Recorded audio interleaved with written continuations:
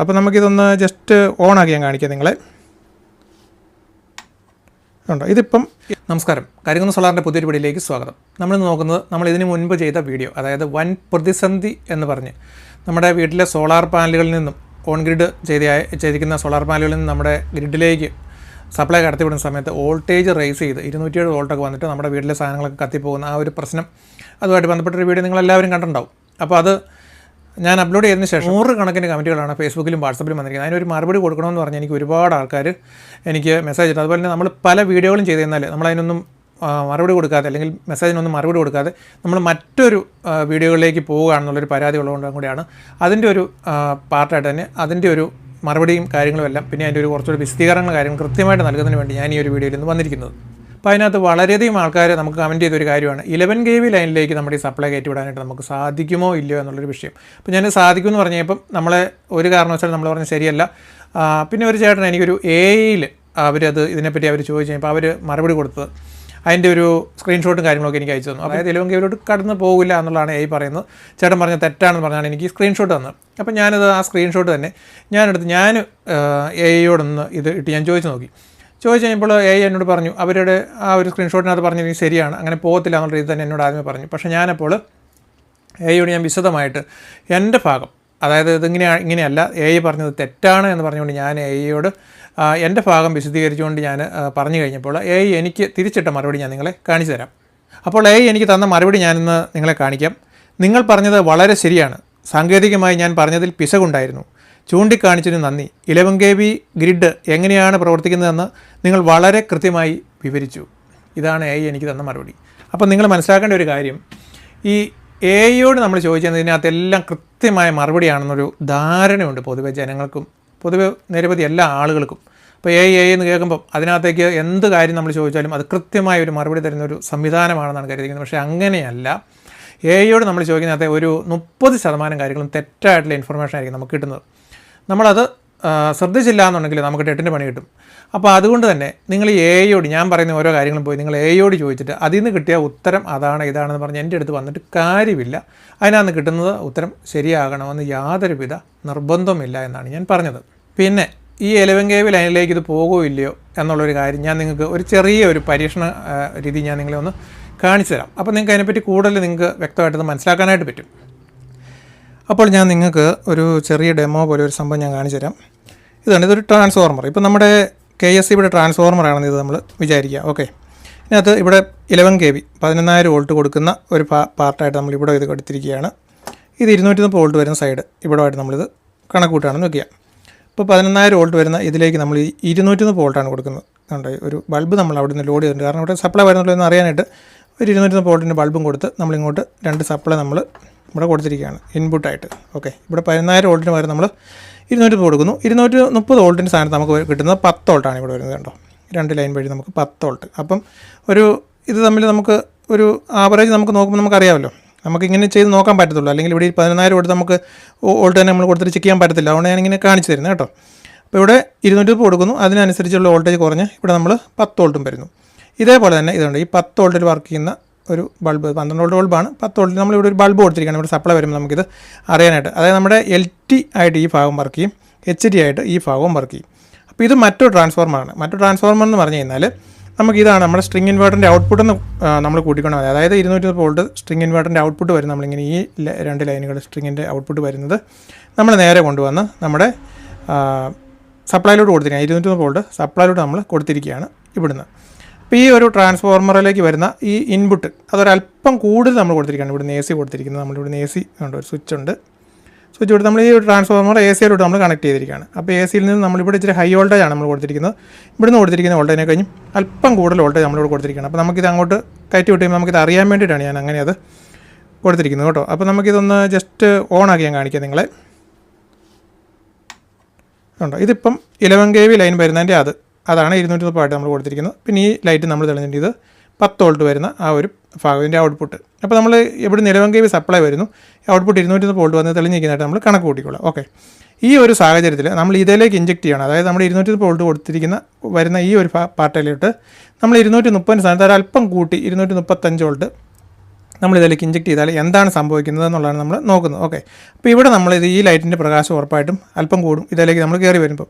അതിനോടൊപ്പം തന്നെ 11 kV ലൈനിലേക്ക് കയറി പോകുന്നുണ്ടോയെന്ന് അറിയാൻ നമുക്ക് പറ്റും. ആ ലൈറ്റിൻ്റെ പ്രകാശം നമ്മൾ കൂടുന്നുണ്ടോ നമ്മൾ നോക്കിയാൽ മതി. അപ്പോൾ ഇവിടുന്ന് നമ്മളൊരു സ്വിച്ച് ഇതുണ്ട്, ഇവിടെ ഒരു സ്വിച്ച് ഉണ്ട്, ഇൻപുട്ട് ഇതിന് കൊടുക്കുകയാണ് കേട്ടോ. ഓഫ് ഓൺ ഇങ്ങനെ നമ്മൾ ഇവിടുന്ന് ഇങ്ങോട്ട് ഇഞ്ചെക്ട് ചെയ്യണം കേട്ടോ. അപ്പോൾ നമുക്ക് നോക്കാം ഈ ലൈറ്റുകളിൽ എന്താണ് സംഭവിക്കുന്നത്. അപ്പോൾ നിങ്ങൾക്ക് കൃത്യം അറിയാൻ പറ്റുമല്ലോ. നോക്കിയത് ഇതുകൊണ്ട് ഓഫാക്കി ഓണാക്കി കണ്ടോ, ഓഫ് ഓണാക്കുന്ന സമയത്ത് ഇതിലും കണ്ടോ 230 വോൾട്ട് വരുന്ന ആ പാർട്ടിലും പ്രകാശം കൂടും. അതുപോലെ തന്നെ 11 kV കയറി പോകുന്നുണ്ട്. അതുകൊണ്ടാണ് 11 kV അവിടെയും സപ്ലൈ കൂടുന്നത് കണ്ടോ. വേറൊന്നുമില്ല, ഇവിടുന്ന് ഈ സ്വിച്ച് വഴി നമ്മളിത് കണ്ടോ ഇതിങ്ങോട്ട് നമ്മളൊരല്പം കൂടി വോൾട്ടേജ് നമ്മൾ ഇങ്ങോട്ട് കൊടുക്കുകയാണ്. അപ്പോഴാണ് ഇത് സംഭവം. ഇത് വ്യക്തമായിട്ട് കാണാൻ പറ്റുമെന്ന് വിചാരിക്കുന്നു. അപ്പോൾ മനസ്സിലായില്ല, ഇത് ഇവിടെ കൊടുത്തിരിക്കുന്നത് ചെറിയ വോൾട്ടേജാണ്. പക്ഷേ ഈ വലിയ വോൾട്ടേജിൻ്റെ പാർട്ടിൽ അവിടെ ആ ബൾബിന് വെളിച്ചം കൂടുന്നത് എന്തുകൊണ്ടാണ്? ഈ ട്രാൻസ്ഫോർമർ വഴി കടന്ന് അങ്ങോട്ട് പോകുന്നുണ്ട്. അപ്പോൾ നമ്മൾ 230 വോൾട്ട് ഇവിടെ കൊടുത്താൽ 11 kV യിലേക്ക് എങ്ങനെയാണ് കയറി പോകുന്നുള്ളത് നിങ്ങൾക്ക് മനസ്സിലായിട്ടുണ്ടാവും എന്ന് വിചാരിക്കുന്നു. ഓക്കെ, അപ്പോൾ നിങ്ങൾ കണ്ടല്ലോ, അതായത് ഒരു ലൈനിൽ കൊടുത്തിരിക്കുന്ന ട്രാൻസ്ഫോർമർ എന്ന് പറഞ്ഞാൽ അതിന് ഇൻപുട്ട് അതിൽ പ്രൈമറി എന്നും സെക്കൻഡറി എന്നും പറഞ്ഞാൽ നമുക്ക് അങ്ങോട്ടും ഇങ്ങോട്ടും തിരിച്ചും മറിച്ചും നമുക്കത് ഉപയോഗിക്കാനായിട്ട് പറ്റും. അതായത് 230 വോൾട്ട് ഒരു സൈഡിൽ കൊടുത്താൽ 11,000 വോൾട്ടായിട്ട് അങ്ങേ സൈഡിലും 11,000 വോൾട്ട് ഒരു സൈഡിൽ കൊടുത്താൽ അത് 230 വോൾട്ടായിട്ട് ഇങ്ങേ സൈഡിലും വരും. മനസ്സിലായില്ലേ? അപ്പോൾ അതുകൊണ്ട് 230 വോൾട്ടിനെ 11,000 വോൾട്ട് ആക്കിയതിന് ശേഷം ആ ട്രാൻസ്ഫോർമർ അത് നമുക്ക് ആക്കിത്തരും. അതിനെ നമുക്ക് ആ ലൈനിലേക്ക് ഇഞ്ചെക്ട് ചെയ്ത് വിടുന്നതിന് നമുക്ക് സാധിക്കുമെന്നുള്ളതാണ് അതിൻ്റെ അകത്തുള്ള ഒരു ബേസിക് ആയിട്ടുള്ള ഒരു അടിസ്ഥാനം. അപ്പോൾ പലരും പറഞ്ഞത് 11 kV ലൈനല്ലേ ഒരു സൈഡിൽ നിൽക്കുന്നത്, മറ്റേ നമ്മൾ കൊടുക്കുന്നത് 230 വോൾട്ടല്ലേ ഉള്ളൂ. ഞാൻ തന്നെ ഇതിന് മുമ്പ് പറഞ്ഞിട്ടുണ്ട് വെള്ളം ഒഴുകുന്നതിൻ്റെ ആ ഒരു തത്വമൊക്കെ. അപ്പോൾ അതനുസരിച്ചാണെങ്കിൽ കൂടുതൽ പ്രഷർ കൂടി നിൽക്കുന്ന സ്ഥലത്തേക്ക് എങ്ങനെയാണ് ഈ കുറഞ്ഞ സ്ഥലത്ത് നിന്ന് അങ്ങോട്ട് തള്ളി കയറുന്നത് എന്നുള്ള രീതിയിലാണ് പലരും പറഞ്ഞത്. അപ്പോൾ വെള്ളം ഒഴുകുന്നതിൻ്റെ ആ ഒരു ഇത് വെച്ച് നമ്മൾ പറയുകയാണെങ്കിൽ കൂടുതൽ പ്രഷറുള്ള സ്ഥലത്തേക്ക് എങ്ങനെ തള്ളിക്കയറുന്ന ചോദിച്ചാൽ നമുക്ക് ഒരു പമ്പ് വെച്ചടിച്ച് കഴിഞ്ഞാൽ ഒരു മോട്ടോർ വെച്ചടിച്ച് കഴിഞ്ഞാൽ നമുക്ക് എങ്ങോട്ട് വേണമെങ്കിലും എത്ര പ്രഷറുള്ള വലിയ ടാങ്കിലേക്ക് വേണം നമുക്ക് വെള്ളം അടിച്ച് കയറ്റാൻ വേണ്ടി പറ്റത്തില്ലേ എന്ന് പറഞ്ഞുകൊണ്ടുള്ള ഒരു പമ്പിൻ്റെ ഒരു പ്രവർത്തനവുമായിട്ട് നമുക്ക് വേണമെങ്കിൽ ഇതിന് നമുക്ക് താരതമ്യം ചെയ്തുകൊണ്ട് മുന്നോട്ട് പോകാനായിട്ട് സാധിക്കുന്നതാണ്. കൂടുതൽ വിശദമായിട്ട് നിങ്ങൾക്ക് അതിനെപ്പറ്റി പഠിക്കണമെന്നുണ്ടെങ്കിൽ മനസ്സിലാക്കണമെന്നുണ്ടെങ്കിൽ നമുക്ക് വേണമെങ്കിൽ വേറൊരു വീഡിയോയും കൂടെ നമുക്ക് വേണമെങ്കിൽ ചെയ്യാവുന്നതാണ് ഇതിനെപ്പറ്റി തന്നെ. പിന്നെ രണ്ടാമത് ഏറ്റവും കൂടുതൽ ആളുകൾ ചോദിച്ച ഒരു ചോദ്യമാണ്, നമുക്ക് ഫേസ് ഷിഫ്റ്റ് ചെയ്താൽ മാത്രം പോരെ, എന്തിനാണ് വോൾട്ടേജ് വർദ്ധിപ്പിക്കുന്നത്? ഒരു ഇൻവേർട്ടറുകളിലും വോൾട്ടേജ് വർദ്ധിപ്പിക്കുന്നില്ല, ഫേസ് ഷിഫ്റ്റ് ചെയ്തുകൊണ്ട് മാത്രമാണ് നമ്മൾ ഈ KCB ലൈനിലേക്ക് ഇത് ഇഞ്ചെക്റ്റ് ചെയ്ത് കൊടുക്കുന്നതെന്നാണ് പലരും പറഞ്ഞത്. അത് ശരിയല്ലാത്ത ഒരു കാര്യമാണ്. ഞാൻ പറഞ്ഞതുപോലെ തന്നെ ഇത് വോൾട്ടേജ് വർദ്ധിപ്പിക്കാതെ കൊണ്ട് ഒരിക്കലും ഇത് KCB ലൈനിലേക്ക് കൊടുക്കാനായിട്ട് പറ്റത്തില്ല. അതിൻ്റെ ഒരു കാര്യം എന്ന് വെച്ച് കഴിഞ്ഞാൽ ഫേസ് ഷിഫ്റ്റ് എന്ന് പറഞ്ഞു കഴിഞ്ഞാൽ എന്താണ് സംഭവം എന്ന് ചോദിച്ചു കഴിഞ്ഞാൽ, അപ്പോൾ ഇതിൻ്റെ ഒരു പ്രവർത്തനം നമ്മളൊന്ന് ജസ്റ്റ് ഒന്ന് നോക്കുവാണെങ്കിൽ നമ്മൾ ഗ്രിഡ് ടൈഡ് ഇൻവേർട്ടർ എന്നാണ് പറയുന്നത്. അതായത് നമ്മുടെ ഈ KCBയുടെ ലൈനുമായിട്ട് ഇത് ഒന്നായിട്ട് ചേർത്ത് കണക്ട് ചെയ്തിരിക്കുകയാണ് പാരലായിട്ട് തന്നെ. അപ്പോൾ ആ KCB ലൈനിൽ സപ്ലൈ വന്നു കഴിഞ്ഞാൽ അപ്പോൾ തന്നെ ആ സപ്ലൈക്കകത്തുള്ള ഫ്രീക്വൻസി എത്രയാണ്, വോൾട്ടേജ് എത്രയാണ്, അതിൻ്റെ ഫേസ് എങ്ങനെയാണ് വരുന്നത്, ഇതെല്ലാം ഇത് കൃത്യമായിട്ട് അളന്നതിന് ശേഷം അതേപോലെ തന്നെയുള്ള ഒരു വേവ് ഉണ്ടാക്കിയിട്ടാണ് അതിനകത്ത് നമ്മൾ KCB ലൈനിലേക്ക് ഇത് കടത്തിവിടാനായിട്ട് ശ്രമിക്കുന്നത്. അപ്പോൾ അങ്ങനെ കടത്തിവിടുമ്പോൾ ഒരേ വോൾട്ടേജിലാണെങ്കിൽ കടന്നു പോകില്ല, ഒരേ പേസിലാണെങ്കിലും അത് കടന്നു പോകില്ല എന്ന് പറഞ്ഞാൽ പേസിനകത്ത് പേസ് ഷിഫ്റ്റ് ചെയ്യുക എന്ന് പറയും. അത് വളരെ വളരെ ചെറിയ മൈക്രോ സെക്കൻഡിൻ്റെ ഒരു ചെറിയ ഷിഫ്റ്റിങ് മാത്രമാണ് അതിനകത്ത് നടത്തുന്നത്. അതെങ്ങനെയാണ് ഈ പേസ് ഷിഫ്റ്റ് എന്ന് പറഞ്ഞാൽ എങ്ങനെയാണെന്ന് ചോദിച്ചു കഴിഞ്ഞാൽ, അത് നമ്മളൊരു വാഹനം നമ്മൾ തള്ളുകയാണെന്ന് വിചാരിക്കുക, ഇങ്ങനെ തള്ളി വാഹനം കൊണ്ടുപോവാണ്. അപ്പം നമ്മുടെ സ്ട്രിങ് ഇൻവേർട്ടർ, നമ്മുടെ വീട്ടിലെ സോളാർ ഇൻവേർട്ടറും ഇങ്ങനെ തള്ളി വാഹനത്തെ തള്ളുന്നു, KSCBയും ഇങ്ങനെ വാഹനത്തെ തള്ളുവാണെന്ന് നമ്മൾ ഒന്ന് വിചാരിക്കാം. ഞാനൊരു ഉദാഹരണം പറഞ്ഞു മാത്രമേ ഉള്ളൂ കേട്ടോ. അങ്ങനെയാണെങ്കിൽ നമ്മൾ KSCB തള്ളുന്ന ആ ഒരു തള്ളങ്ങോ അതിലേക്ക് തട്ടുന്നതിന് ഒരല്പം മുമ്പ്, അതാണ് ഫേസ് ഷിഫ്റ്റ് എന്ന് പറയുന്നത്, വളരെ മൈക്രോ സെക്കൻഡുകൾക്ക് മുൻപ് ആ KSCBയെക്കാട്ടിലെ മുൻപ് നമ്മൾ കയറി വാഹനത്തെ തള്ളും. മനസ്സിലായില്ലേ? അങ്ങനെ തള്ളിയാലുള്ള ഒരു ഗുണം എന്ന് വെച്ചാൽ, നമ്മളിപ്പം പണ്ട് കാലത്തൊക്കെ നമ്മൾ വടംവലിക്കൊക്കെ ആണെങ്കിൽ നമ്മൾ വടംവലിക്കുമ്പോൾ നമ്മൾ പറയും, ഈ വലിയ ആൾക്കാരുടെ കൂടെ നമ്മൾ പിള്ളേരൊന്ന് വലിക്കുകയാണെങ്കിൽ അവർ വലിയൊരു പെട്ടെന്ന് പെട്ടെന്ന് വലിക്കും. നമ്മൾ വലിക്കാൻ നോക്കുമ്പോൾ നമുക്ക് ആ വടത്തെ പിടിക്കാനും കിട്ടത്തില്ല, നമുക്ക് നമ്മുടെ ആ ബലം അതിനകത്ത് നമുക്ക് കൊടുക്കാൻ പറ്റില്ല. അതിന് മുമ്പ് തന്നെ വടം അവർ വലിച്ചുകൊണ്ട് പോകും എന്ന് പറയുന്ന പോലെ നമ്മളുടെ ആ ഒരു ബലം അതിലേക്ക് നമുക്ക് അപ്ലൈ ചെയ്യാനായിട്ട്, അല്ലെങ്കിൽ നമ്മളുടെ ആ എനർജി അതിനകത്തേക്ക് അപ്ലൈ ചെയ്യാനായിട്ട് നമുക്ക് സാധിക്കാതെ വരും ഈ ഫേസ് ഒരേപോലെ കൊടുത്തിരുന്നാൽ. അതുകൊണ്ടാണ് ഫേസ് ഷിഫ്റ്റ് എന്ന് പറയുന്നത് വളരെ ചെറിയൊരു മാറ്റം വരുത്തിക്കൊണ്ട് KSCBയുടെ ആ ഫേസിനെ കഴിഞ്ഞ് ഒരല്പം ഫ്രണ്ട് കയറ്റി നമ്മുടെ ഫേസ് നമ്മൾ കൊടുക്കുമ്പം ആദ്യമേ നമ്മുടെ തള്ള് ചെല്ലുന്നത് കൊണ്ട് നമുക്ക് അതിനകത്തേക്ക് കടക്കാനായിട്ട് സാധിക്കും. അങ്ങനെയാണ് ഫേസ് കൊടുക്കുന്നത്. അത് കൊടുത്തെന്ന് ഓർത്തുകൊണ്ട് നമ്മുടെ ഈ കറണ്ട് അല്ലെങ്കിൽ നമ്മുടെ എനർജി ഈ KSCB ലൈനിലേക്ക് ഒഴുകത്തില്ല. ഒരിക്കലും ഒഴുകണമെങ്കിൽ ഞാൻ പറഞ്ഞല്ലോ വോൾട്ടേജ് കൂട്ടണം. ഫേസ് ഷിഫ്റ്റ് ചെയ്തതിന് ശേഷം വോൾട്ടേജ് കൂട്ടണം. മെയിനായിട്ട് നമുക്ക് ഒരു വോൾട്ടേജിനകത്തൊരു ഒരു വോൾട്ടോ 2 വോൾട്ടോ ഒക്കെ ചിലപ്പം വോൾട്ടേജ് കൂട്ടുള്ളൂ. പക്ഷേ അതെന്തുമാത്രമാണെന്നുള്ളത് എപ്പോഴും ഇത് അങ്ങോട്ടും ഇങ്ങോട്ടും സിങ്ക്രണൈസ് ചെയ്യുന്ന സമയത്ത് ഇത് അളന്ന് നോക്കിക്കൊണ്ടാണ് ഇരിക്കുന്നത്. ഏത് വോൾട്ടിലും ഏത് ഫേസിലും എങ്ങനെ കൊടുത്തു കഴിഞ്ഞാൽ ഇത് അങ്ങോട്ട് തള്ളി വിടാനായിട്ട് സാധിക്കുന്നു. അതൊരു കമ്പ്യൂട്ടറായിട്ട് തന്നെയാണ് ശരിക്കും നമ്മളുടെ ഈ സ്ട്രിംഗ് ഇൻവെർട്ടർ പ്രവർത്തിക്കുന്നത്. അപ്പോൾ ആ ഒരു വോൾട്ടേജ് ഹൈ ആക്കിക്കൊണ്ട് ആണ് ഇതിനെ തള്ളിവിടാനായിട്ട് പറ്റും. മുകളിലേക്ക് നമുക്ക് വെള്ളം ഒരിക്കലും ഒഴുകത്തില്ല. ഒരു ചെറിയ ചെരിവ്, ആ ഒരു ചെറിയ ചെരിവ് ഉണ്ടെങ്കിൽ മാത്രമേ നമുക്ക് DC കറണ്ട് ആണെങ്കിലും ചെറിയൊരു വോൾട്ടേജ് വ്യത്യാസം കൊടുത്ത് ചെറിയൊരു ചെരിവ് കൊടുക്കുമ്പോഴാണ് അത് പോകുന്നത്. പക്ഷേ AC കറണ്ട് കൊടുക്കുമ്പോൾ അതിനകത്ത് കുറച്ചുകൂടെ DC-നെ കഴിഞ്ഞും കുറച്ചുകൂടെ വ്യത്യാസം ഉണ്ടാവുകയാണ് ഈ ഫേസ് ഷിഫ്റ്റ് നടത്തിക്കൊണ്ട് ഇത് കടത്തിവിടുന്നതിൻ്റെ ഒരു കാര്യം. പിന്നെ നിങ്ങൾക്ക് അത് മനസ്സിലാക്കാനായിട്ടൊരു വേറെ കാര്യം ഞാൻ പറഞ്ഞുതരാം നിങ്ങൾക്ക്. അതുപോലെ തന്നെ ഇപ്പോൾ നമ്മളൊരു കടലിലെ തിരമാല അടിക്കുന്ന ആ ഒരു സംഭവം ഉണ്ടല്ലോ, ഇത് നമുക്ക് വേവുകളായിട്ടാണല്ലോ ഇങ്ങനെ വരുന്നത്. അതാണ് നമ്മൾ കണക്കാക്കുന്നതെങ്കിൽ ഈ തിരമാലയാണെങ്കിൽ ഇങ്ങനെ ഒരു തിരമാല ഇങ്ങനെ പൊങ്ങി വന്നു കഴിയുമ്പോൾ നമ്മൾ ആ തിരമാലയുടെ നേരെ ഓപ്പോസിറ്റായിട്ട് തിരമാല നമ്മൾ കൊടുക്കുന്നത്. ഇത് ഇങ്ങനെ ഒരു തിരമാല ഇങ്ങനെ പൊങ്ങി വരും, അത് നമ്മളിങ്ങനെ നേരെ തമ്മിൽ ക്ലാഷ് ആകാനായിട്ടുള്ള വരും എന്ന് പറഞ്ഞുകൊണ്ട് തന്നെ ഫേസ് ഷിഫ്റ്റ് ചെയ്യുന്നത് ഒത്തിരി കൂടിപ്പോയാലും അല്ലെങ്കിൽ ഒത്തിരി വ്യത്യാസപ്പെടുത്തിക്കൊണ്ട് ചെയ്ത് കഴിഞ്ഞാൽ നമുക്കത് ഇൻവെർട്ടറൊക്കെ പൊട്ടിത്തെറിക്കും. ശരിക്കും ഒരിക്കലും നമുക്കങ്ങനെ കൊടുക്കാനായിട്ട് പറ്റത്തില്ല. അപ്പോൾ ഒരു തിരമാല ഇങ്ങനെ പൊങ്ങി വന്നു കഴിയുമ്പോൾ അതിനോട് ചേർന്ന് അതുപോലെ തന്നെ ഇങ്ങനെ കൊടുക്കും. അതേപോലെ ഒരെണ്ണം ഇങ്ങനെ പൊങ്ങി വരുന്നു, അതിനോട് ചേർത്ത് ഇങ്ങനെ കൊടുത്ത് ആ ഒരു കറക്റ്റ് ആ ഒരു താളത്തിന് കൃത്യമായിട്ട് നമ്മൾ കടത്തിവിടുന്ന ആ ഒരു സംവിധാനമാണ് ശരിക്കും സിങ്ക്രോണൈസിംഗ് എന്ന് പറഞ്ഞ ആ ഒരു സംവിധാനത്തിനകത്ത് വർക്ക് ചെയ്യുന്നത്.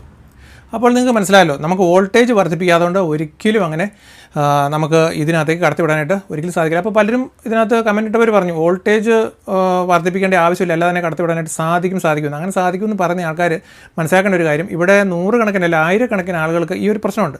ഇപ്പോൾ നിങ്ങൾക്ക് ആ കമൻറ്റ് നോക്കിയാൽ തന്നെ അറിയാം, നൂറുകണക്കിന് മെസ്സേജാണ് ഫേസ്ബുക്കിലും യൂട്യൂബിലും കിടക്കുന്നത്. അപ്പം നിങ്ങൾക്ക് അറിയാമല്ലോ ഇത് ഇങ്ങനൊരു സംഗതി ഉണ്ട് എന്നുള്ള കാര്യം. അപ്പോൾ എന്തുകൊണ്ട് ഇത് വരുന്നു എന്നുള്ള കാര്യം, അല്ലെങ്കിൽ ഈ വോൾട്ടേജ് വർദ്ധിപ്പിക്കാത്തതുകൊണ്ട് നമുക്ക് ഈ സപ്ലൈ ഇതിനകത്തേക്ക് കടത്തിവിടാൻ പറ്റുമെന്ന് പറഞ്ഞ ആൾക്കാർ എന്തുകൊണ്ടാണ് പിന്നെ ഇവിടെ ഈ വോൾട്ടേജ് ഇങ്ങനെ ഹൈ ആകുന്നതെന്നുള്ളതിന് അത് വേറെ പ്രത്യേകം മുകളിൽ നിന്നെങ്ങാനും പ്രത്യേകിച്ച് വോൾട്ടേജ് ഇറങ്ങി വരുമോ അല്ലെങ്കിൽ ചെയ്യുന്നതാണോ? എങ്ങനെയാണ് അവിടുത്തെ വോൾട്ടേജ് ഇത്രയും കാലം കുഴപ്പമില്ല, സോളാറുകൾ വെച്ച് കഴിയുമ്പോഴത്തേക്കും കയറി വരുന്നത്? നമ്മൾ സത്യമായിട്ടുള്ള കാര്യവും കൃത്യമായിട്ടുള്ള കാര്യവും പറഞ്ഞ് തന്നെ നമുക്ക് മുന്നോട്ട് പോകണം എന്നുള്ളൊരു ആഗ്രഹമുള്ളതുകൊണ്ടാണ് ഞാൻ കൃത്യമായ അതിൻ്റെ ഒരു കാര്യം പറഞ്ഞത്. അല്ലാതെ നമുക്ക് എന്തെങ്കിലും കാര്യം മറച്ചു വെച്ച് പറഞ്ഞിട്ട് യാതൊരു പ്രയോജനം ഇതിനകത്തില്ല. ഇത് ഞാൻ പറഞ്ഞപ്പോൾ പലരും പറഞ്ഞാണ് രാജ്യദ്രോഹിയാണ് ഇവൻ എന്ന്. ഇതിനകത്ത് രാജ്യദ്രോഹിയാകുന്ന എങ്ങനെയാണെന്ന് എനിക്ക് മനസ്സിലാകുന്നത്. അതായത് നമ്മളിപ്പോൾ ഒരു ഷോക്ക്, ഒരു കറണ്ടെന്ന് പറയുന്നൊരു സംഭവത്തിനെ പറ്റി നമ്മൾ പറയുമ്പോൾ നമ്മൾ പറഞ്ഞത് കറണ്ടെന്ന് പറയുന്നൊരു സംഗതിയുണ്ട്.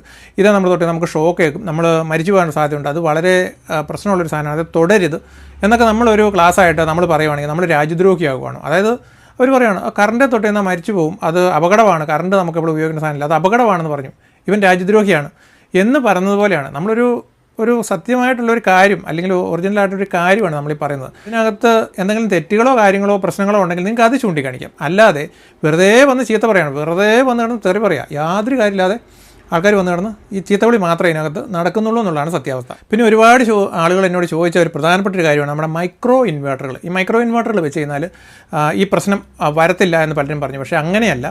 മൈക്രോ ഇൻവേർട്ടറല്ല, ഏത് തരം ഇൻവേർട്ടറുകൾ വെച്ചാലും, സ്ട്രിംഗ് ഇൻവേർട്ടർ വെച്ചാലും മൈക്രോ ഇൻവേർട്ടർ വെച്ചാലും ഏത് തരത്തിലുള്ള ഇൻവേർട്ടറുകൾ ഉപയോഗിച്ചെന്ന് പറഞ്ഞാൽ അതിലും 270 വോൾട്ട് എന്ന് പറഞ്ഞ ഈ വോൾട്ടേജ് ഹൈ ആയി വരുന്ന ആ ഒരു പ്രശ്നം ഉണ്ടാവും. അത് പരിഹരിക്കാനായിട്ടുള്ള സംവിധാനങ്ങൾ ചെയ്തില്ലെങ്കിൽ ഉറപ്പായിട്ടും ആ ഒരു വോൾട്ടേജ് ഹൈ ആകുന്ന പ്രശ്നം വരും. മൈക്രോ ഇൻവെർട്ടർ മേടിക്കുന്നവർക്ക് അത് വരില്ല എന്ന് വിചാരിക്കുന്നത് വെറുതെയാണ്, ഉറപ്പായിട്ടും അത് വരും.